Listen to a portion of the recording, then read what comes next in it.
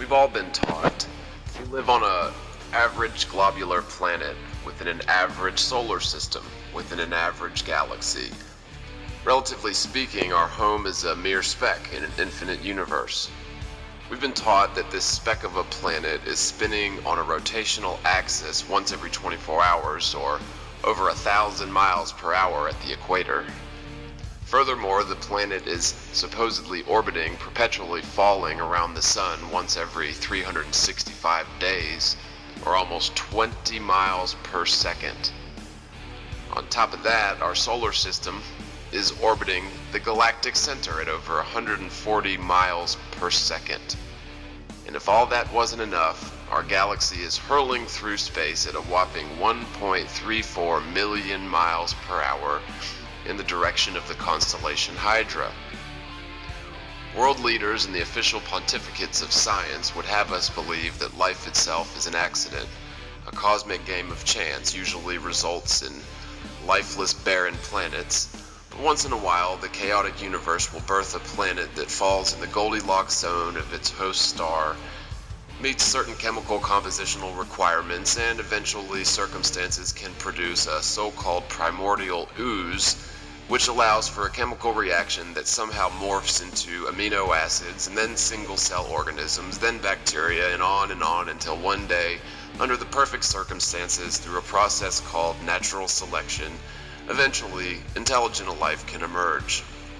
They would have you believe that life on Earth isn't anything particularly special, and there's probably millions of other worlds within the infinite vastness of the universe which host intelligent life, effectively making our existence just another case of insignificant life in the universe. To be clear from the get-go, the idea of evolution and the globular Earth idea are just that, ideas, theories. You'd think that if this type of evolution was indeed the true origin of human life, there would be some verbal or written history that jives with these theories. Unfortunately for the proponents of these theories, most civilizations in this world will never reflect a history of evolution, but rather that of divine creation. The sad fact is, our species is suffering from a form of mass amnesia wherein we do not know our origins. We really don't know how we came to exist on this world, or do we? Up until recently, you would have asked me what type of planet we live on. I would have regurgitated exactly what NASA reports as fact. If you're not aware of the United States government recruiting Nazi intelligent agents, scientists, and engineers immediately after World War II, you need to stop this video and do some research on the origins of NASA, Project Paperclip, and Wernher von Braun, the Nazi origins of NASA. You'll be surprised to learn that after the Nazis were defeated in World War II, there was a frantic clamoring between Russia and the United States to stake claims in the Nazi intelligence, personnel, scientists, engineers, technologies, and resources. During the Nuremberg trials after World War II, Nazi scientists were secretly smuggled into America by our very own government by the thousands. The History Channel would have you believe that we took in a few dozen of the top minds in Germany. The magnitude of this understatement cannot be understated. We took in countless thousands of Nazi scientists, gave them immunity for any crimes against humanity they might have participated in during the war, and kept this information from the United States citizens for over 50 years.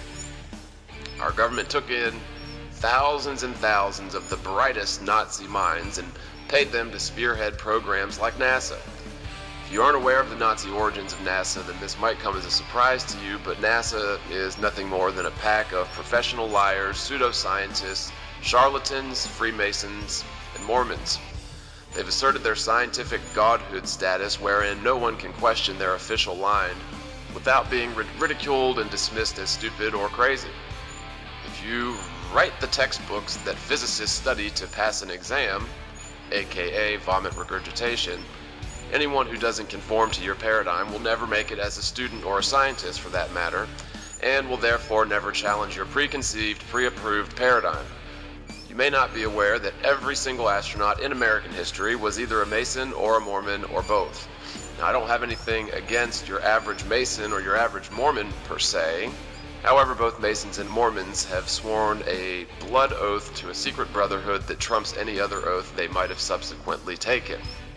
One of the 10 Commandments of Christianity, for example, involves not bearing false witness or not lying. One of the only commandments of Masons is to not divulge lodge secrets, and that includes lying your ass off about the lodge's true purpose, if necessary. Most Masons are in the Blue Lodge, or introductory 3 degrees, wherein they are misled as to the true meanings of certain concepts involved with Freemasonry. But they are also misled into believing that they have a firm grasp of the same concepts. This is proof positive that most Masons are probably well-meaning, honest people with good intentions, but they are unwittingly participating in Luciferian practices. With all that being said, do you really want to take what a group of Nazi Freemasons and Mormon scientists state as absolute fact without checking it? Do you really trust NASA as an unquestionable source of scientific truth? Now, I'm probably picking on the Nazis a little bit too harshly here, as World War II was a manufactured event, planned and executed by powerful global elites, with the end goal being the overnight ruination of the sovereign German people and the creation of the nation-state of Israel, all in accordance with biblical prophecy.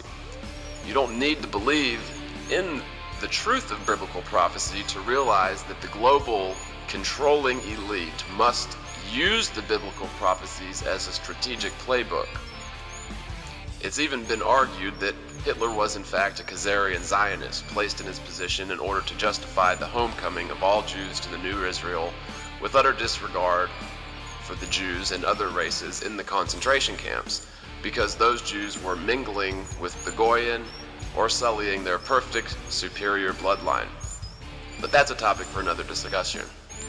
I will state, however, that the very same secret cabal that was responsible for fomenting and funding World War I and World War II are most certainly responsible for the false flag 9/11 attacks and the subsequent abandonment of U.S. civil liberties. The militarization of the American police and the domestic spying programs such as the Patriot Act, which were propped up by the convenient pretext created in September of 2001. These people plan so far ahead that it typically takes generations for their plans to come to fruition. While they are incredibly patient, they'll always try to accelerate their agenda whenever possible.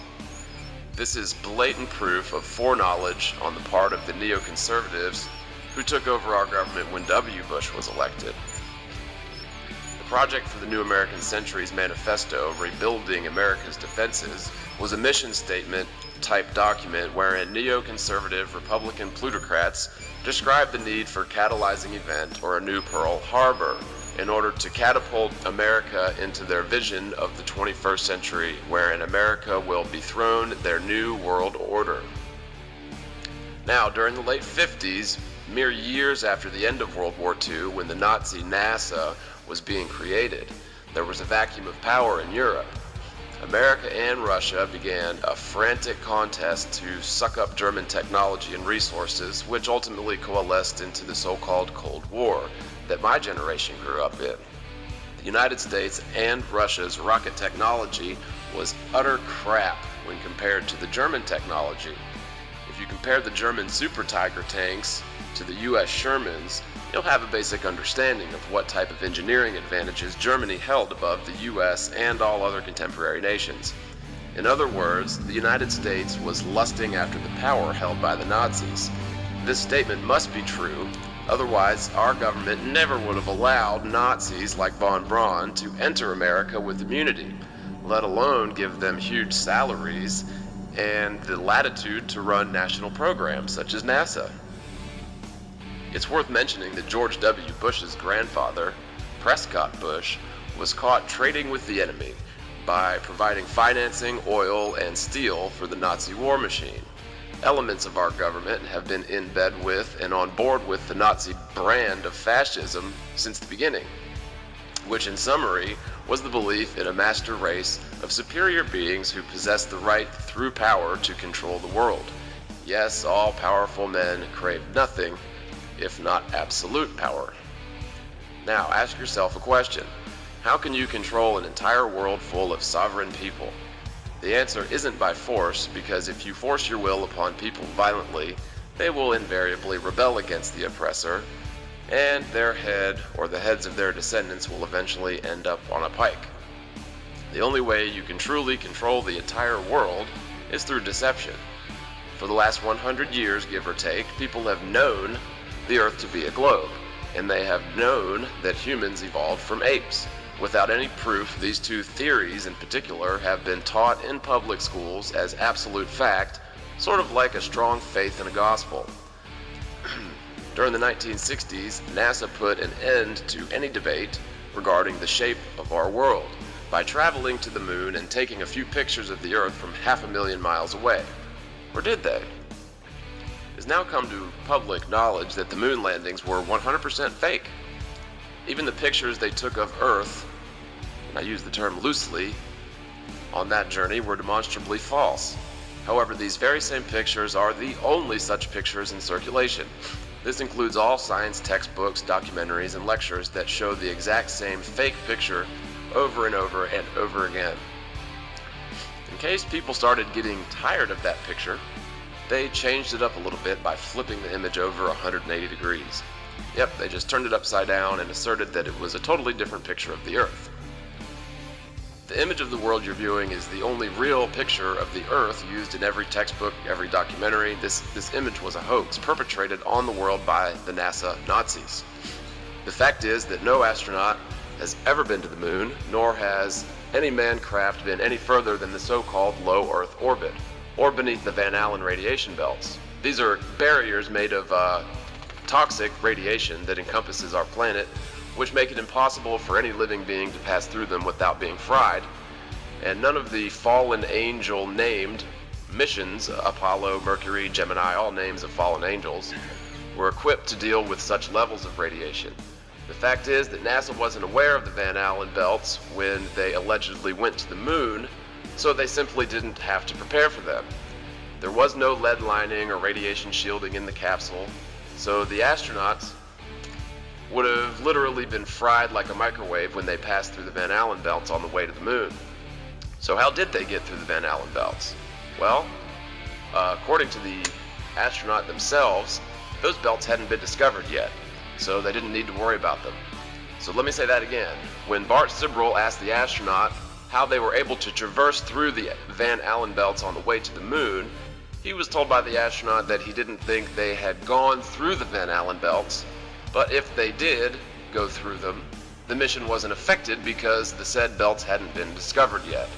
So by this logic, we should assume that being ignorant of a natural force magically excuses us from experiencing its effects.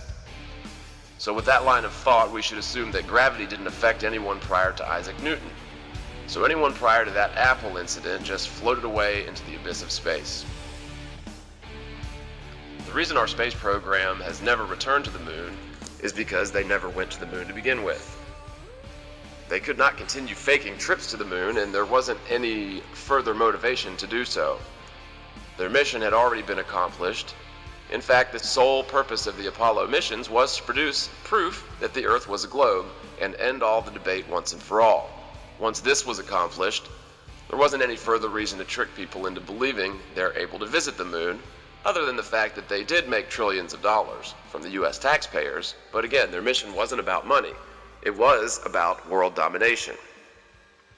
If you want any more information on the moon landing hoax, check out A Strange Thing Happened on the Way to the Moon, Astronauts Gone Wild, and just take a look at the International Space Station hairspray hoax, and how Stanley Kubrick filmed the moon landing hoax and revealed the story subliminally in the cult classic film The Shining.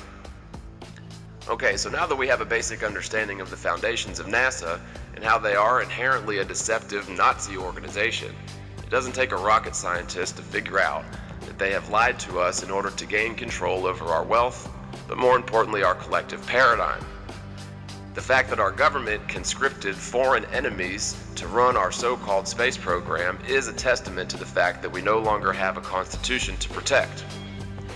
How is our government protecting the Constitution from enemies, foreign and domestic, when they have literally brought in foreign enemies to spearhead our rocket technology? It's much easier to control a globe than it is to control a potentially infinite world. With these facts in mind, we must totally disregard any information vomited forth from NASA, every last bit of it. If you decide to eat up the Nazi NASA vomit, you deserve the consequences. which are fundamental misunderstanding about our place in the natural universe. In light of this information, we must verify with full scrutiny anything NASA has claimed since its very inception. They are not a trustworthy source of information, and we can no longer blindly add their ridiculous claims into our textbooks and documentaries, and ultimately purge all of NASA's poisonous lies from our collective consciousness. Contrary to popular belief, what we know can indeed hurt us, especially if what we know is total bullshit. There is no proof that our world is a planet orbiting the sun. There is no proof that the sun is 93 million miles away, or that the moon is nearly 240,000 miles away. And finally, there is no proof that our world is a globe. There is, however, empirical evidence that suggests our planet is in fact as flat as a fritter, and that the sun and moon are much closer than we've been told. I'm going to touch on some of the most important pieces of evidence that need to be either explained or disproven, which demonstrate that our world is indeed a plane, meaning a flat surface, and it is not a globular speck of dust orbiting the sun. Air travel. East to west flight times are the same as west to east flight times. If the Earth was actually spinning at 1,000 miles per hour, then a westbound flight should take at least twice as long as an eastbound flight. Horizons always eye level, regardless of altitude. If you are on a globe, the higher up you go, the lower the horizon should appear relative to distance. In fact, there should be an exponential effect wherein the horizon would appear to drop lower and lower as you gain altitude the further away you look. Eventually, once high enough, you wouldn't be able to see the horizon at all. I've been on several airline flights, and I've never seen the horizon drop off in the distance. And no, you cannot see the curvature of the Earth in an airplane window. Either the windows are fisheye glass, which makes any straight line appear curved, or you have been so brainwashed that you render the perfectly flat horizon as a curve in your own brain. Even if Earth was a globe, you wouldn't be able to detect such a curve on the horizon from an airplane, as a sphere would simply cease to be visible below the horizon at a drop-off point. This simply isn't the case because we're not on a sphere. You would, however, on a sphere, see the horizon drop lower and lower as you gain altitude and look further away until the horizon would finally disappear beneath itself. Since we're not on a globe, we instead see a perfectly flat horizon at eye level as far as the eye can see, no matter how high in altitude we may climb. This is a flat world, not a sphere. Furthermore, if you are on a globe, what you should see is the higher you are in altitude, the horizon should appear to drop exponentially the further and further you look away. You should see buildings appear to angle away from you the further away they get. But instead, all buildings appear to be level and flat, regardless of how far away they are. Sun rays. You can see hot spots directly beneath the sun on the tops of clouds.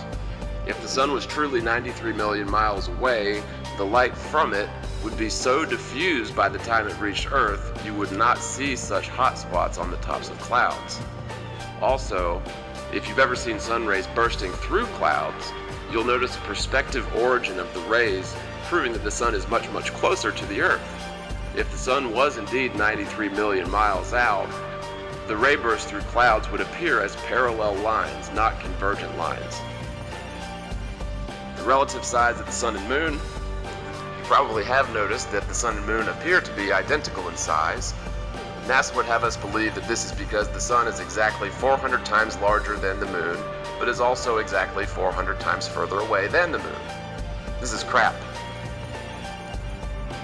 Nightly moon disappearances? Anyone? Have you ever noticed the moon disappear at night, only to reappear nearing the morning? No, because the sun and moon are never on opposite sides of the Earth. I believe the sun is slightly larger than the moon and only slightly further away, but not 93 million miles away.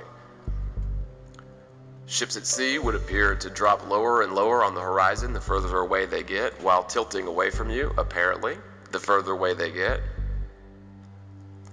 Constellation realignment. If our galaxy was just one of 100 billion hurling through space at millions of miles per hour, and all the other galaxies were doing the same thing, Wouldn't you expect to see some relative change in the night sky over thousands of years?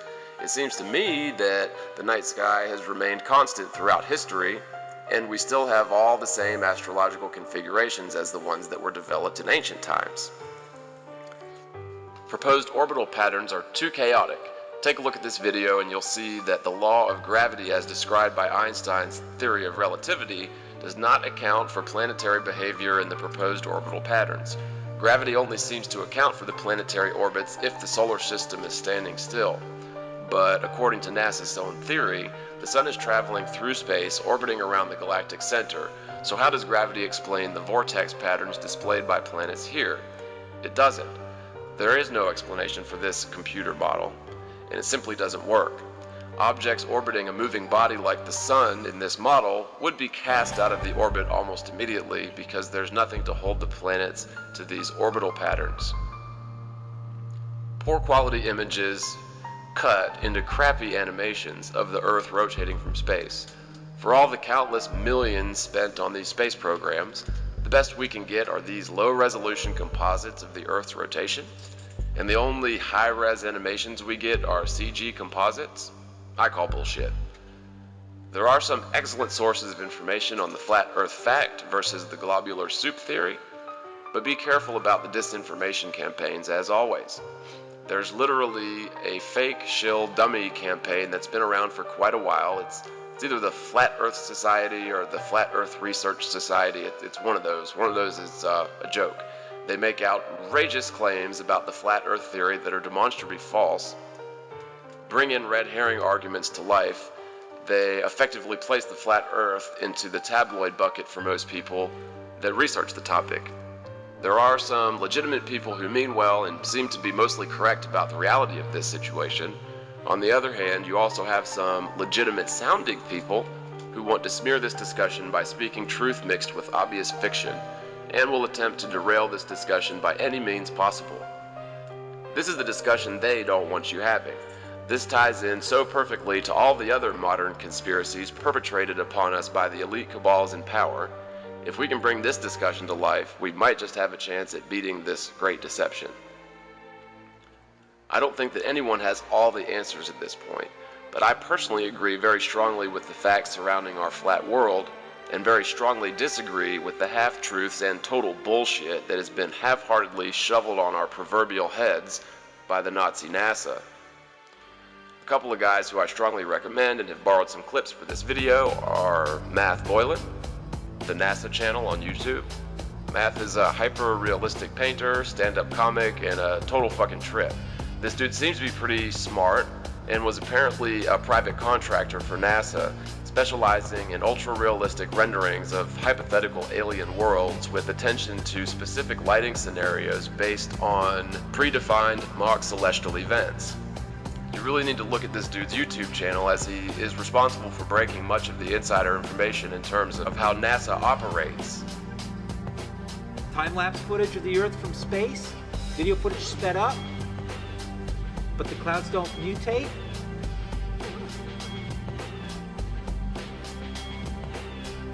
If it's a ball, why are you faking all the footage? Huh? Why are you faking the size of continents relative to real driving distance from one coast of Canada to the other and Russia on a toy globe? If it's a ball, it's a ball. Put everything to scale.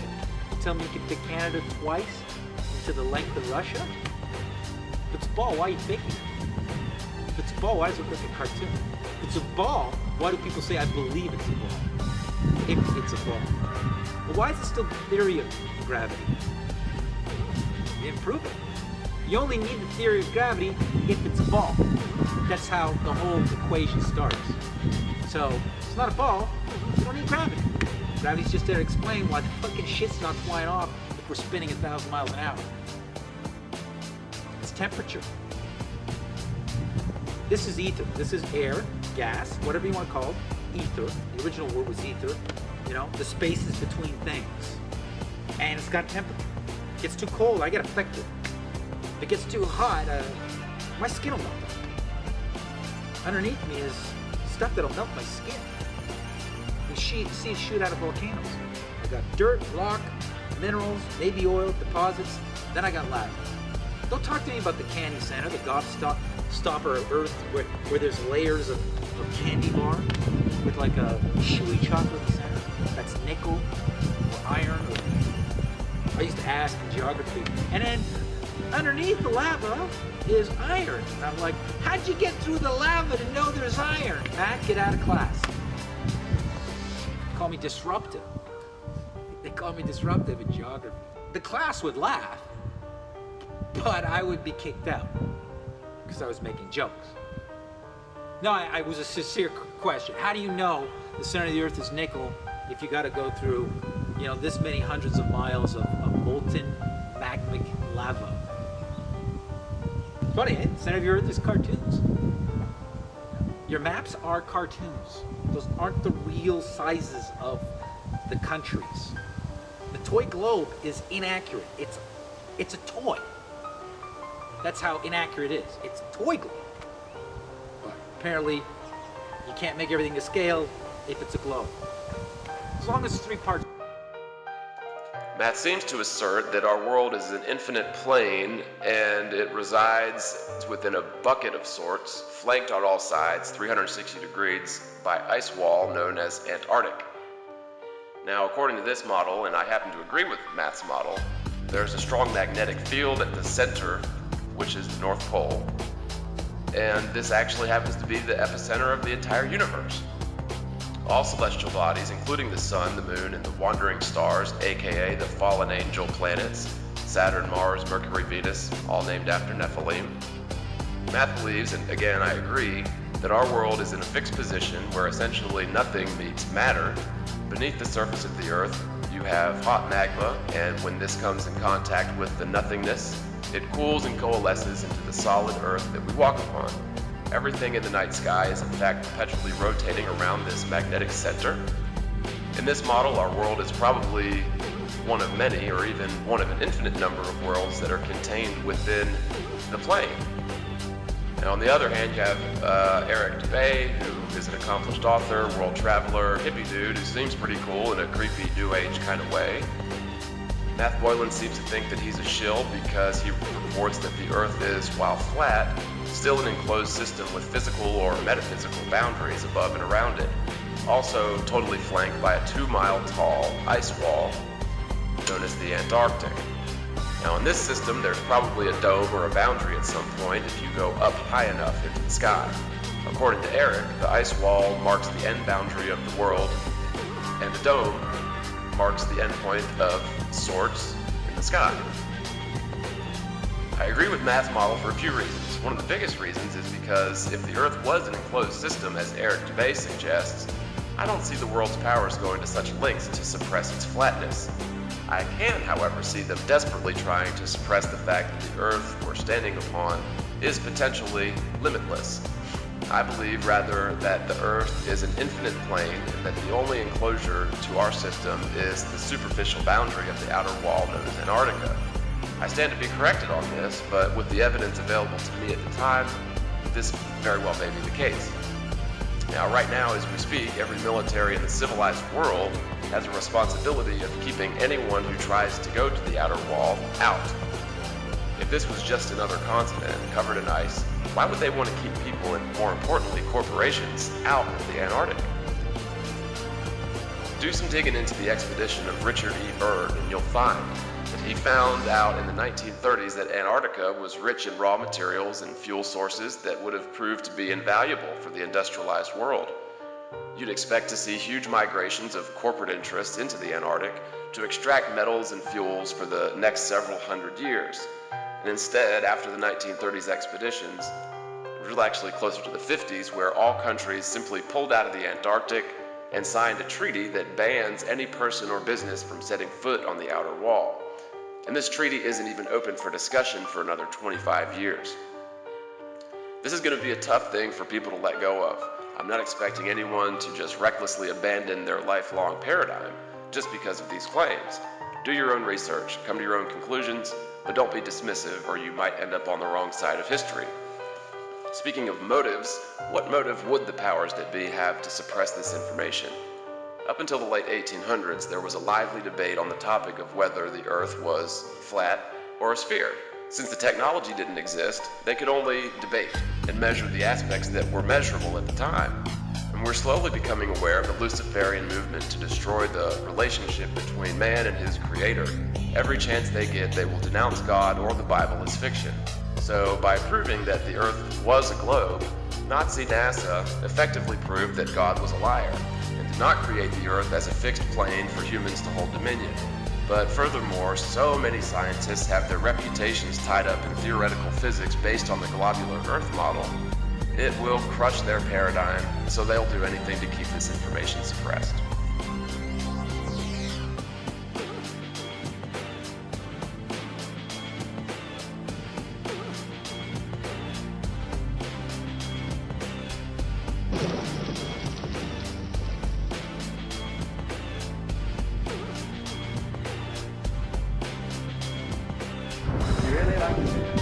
You're the one who said you walked on the moon when you didn't.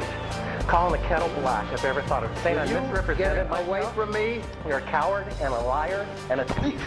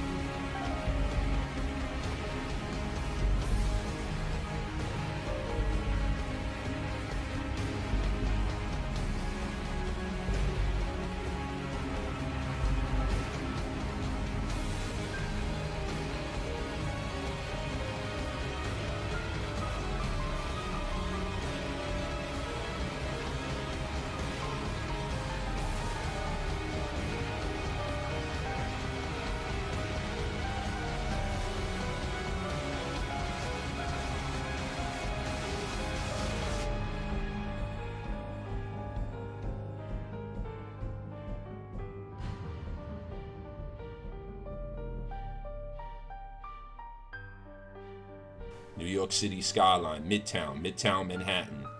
From Bear Mountain, New Jersey, 60 miles upstate. Where is the curvature? Where? No curvature. The buildings aren't curved over. Empire State Building is straight up. Straight. On the flat earth.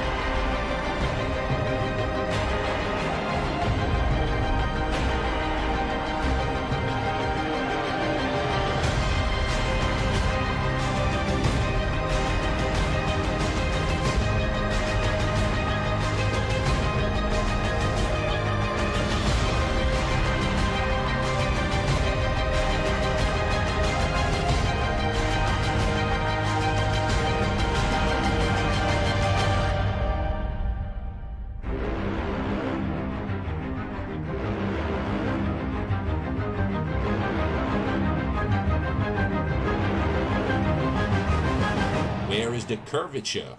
Where? Good afternoon, brothers and sisters. I just want to show more. Good afternoon, brothers and sisters. I just want to show more definitive proof that you live on a flat earth. Now, you're looking at the Philadelphia skyline that was photographed 30 to 40 miles from Apple Pie Hill in New Jersey Pine Barrens. Now, this is just another impossibility that you'd see the Philadelphia skyline 40 miles away, approximately, on the horizon.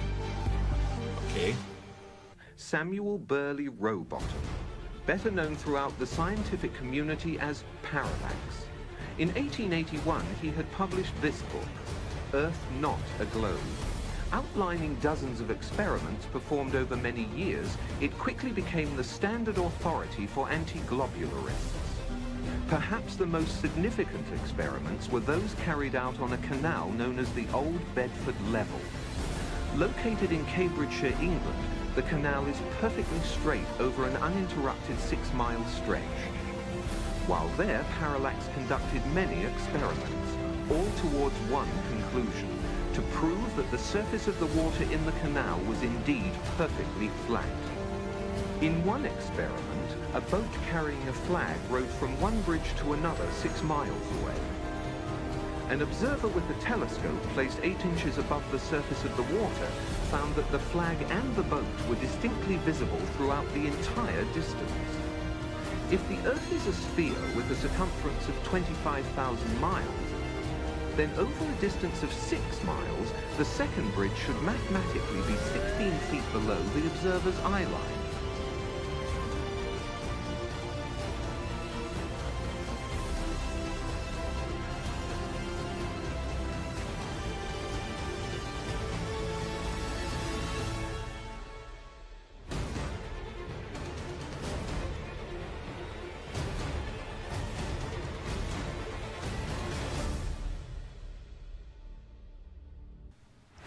Here, you can see the New York City skyline from 60 miles upstate in Bear Mountain. 60 miles upstate, and you can see the Freedom Tower. No curvature. 60 miles away. This is Bear Mountain. Here's another image from Harriman State Park, way upstate, about 60 miles from Manhattan. There's the Manhattan skyline on the flat earth. How could you see the Manhattan skyline perfectly flat from 60 miles away? How?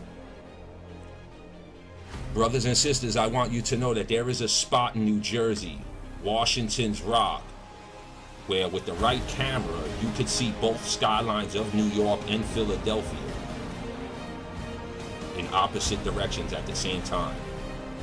New York City and Philadelphia are 120 miles apart, but yet from Washington's Rock in New Jersey, the Philly skyline and the New York skylines can both be visible at the same time in opposite directions.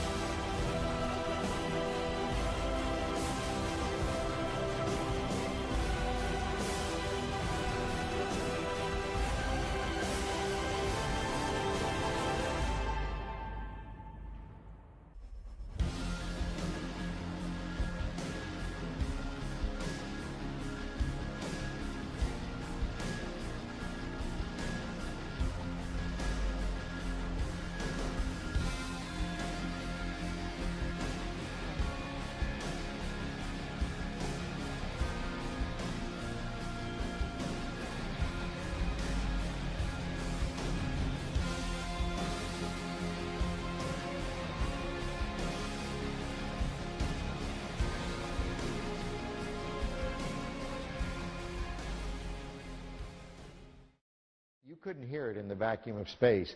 Any ill effects from the Van Allen radiation belts? No. Now, I'm not sure we went far enough out to encounter the Van Allen radiation belt. Maybe we did. Beginning at an altitude of 1,000 miles and extending an additional 25,000 miles, lay lethal bands of radiation called the Van Allen radiation belts. Every space mission in history with humans on board, from both the United States and Soviet Union, from the first in 1961 to the present, has been well below this deadly radiation field. Mercury, Gemini, Soyuz, Skylab, the Space Shuttle, all maintained altitudes well below 1,000 miles. All except Apollo. I don't know the distance to the Van Allen radiation belt, and if we did, it wasn't a problem. If we were going to encounter it, then we would have had to build the spacecraft and the spacesuit to not give humans a problem. You don't just build something and hope it works. You study to see what the threats are, the environment is, and then you say, how thick do I have to make the metal on the spacecraft so that going through this kind of radiation or these kind of meteoroids, it won't get hurt. And so then we build it that way. The belts are 1,000 miles to 25,000 miles above the Earth. Then we went right out through them. No effects on your cells? We didn't even know it. I don't think anybody, well, maybe somebody said you went through the radiation belt, but we didn't feel it inside, and we didn't get any, added radiation. In 1998, the Space Shuttle flew to an altitude of 350 miles, one of its highest altitudes ever, hundreds of miles below the beginning of a field of radiation that was so severe that the astronauts inside of their shielded spacecraft and inside of their shielded spacesuits saw flashes of light with their eyes shut that they described as shooting stars, due to radiation penetrating first the shuttle's shielding, then their spacesuit shielding, then their skulls, and finally the retinas of their closed eyes. As a result, CNN issued the following report noting NASA's unpredicted surprise. The radiation belts surrounding Earth may be more dangerous for spacewalking astronauts than previously believed. Scientists say the phenomena known as the Van Allen belts can spawn killer electrons when the Earth's magnetic field changes. These electrons that are being studied could have an important effect, not only on satellites, which has happened in the past, but could also affect the astronauts by creating large doses of radiation that could influence their health. The electrons can penetrate through various materials, including spacesuits, and can pass through, in fact, the walls of the space station, and can create high charges deep inside of these objects. No strange occurrences? Nothing like that. The space shuttle... Go ahead. The space shuttle went to 365 miles a few years ago because I worked in news. I saw CNN. They said that the radiation belts surrounding Earth are more dangerous than previously believed because the astronauts saw shooting stars with their eyes closed just when they got within 600. Radiation belt. We saw shooting stars, but they're not shooting stars from with your eyes closed, although they look like it. If you're out in space beyond the Van Allen belt, and probably within the Van Allen belt, and close your eyes, and just pay attention. You don't notice it unless you pay attention. Then all of a sudden you'll see a little flash like a shooting star, except it's like that. There goes one this way. Then one just blossoms. And then not that fast. Maybe you wait 3 minutes or 2 minutes and one goes whoosh. Then you see them whistling by. Not on our mission, by the way, they hadn't been discovered yet. Then you see them whistling by. Not on our mission, by the way, they hadn't been discovered yet. Then you see them whistling by. Not on our mission, by the way, they hadn't been discovered yet. I saw them one day.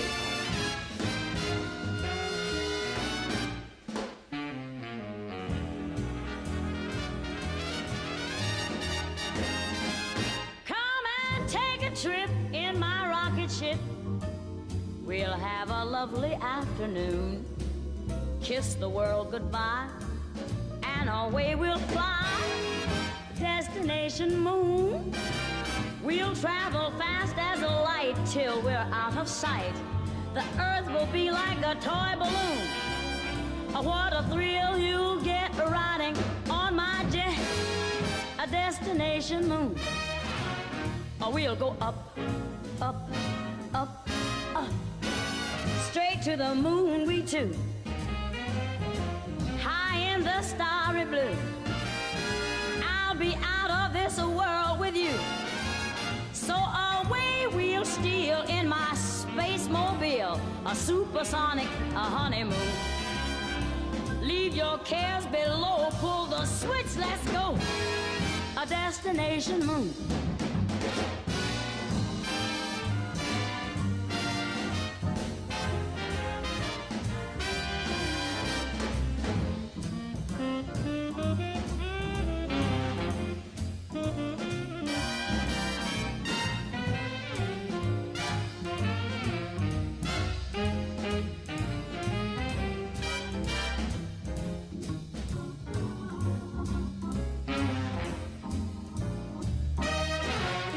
We'll go up, up, up, up, straight to the moon we two. We'll be high in the starry blue. I'll be out of this world with you, so away we'll steal in my jet mobile, a supersonic, a honeymoon. Leave your cares below, pull that switch, let's go, destination. We're flying high up in the sky, destination, destination moon.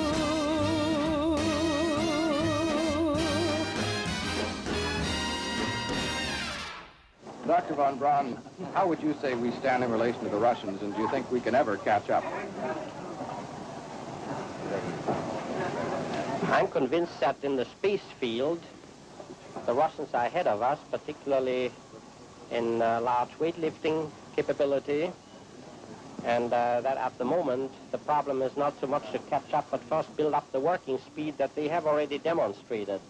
After we are running as fast as they do, there's still a considerable gap to close, and only the future will tell whether we'll manage to close that gap.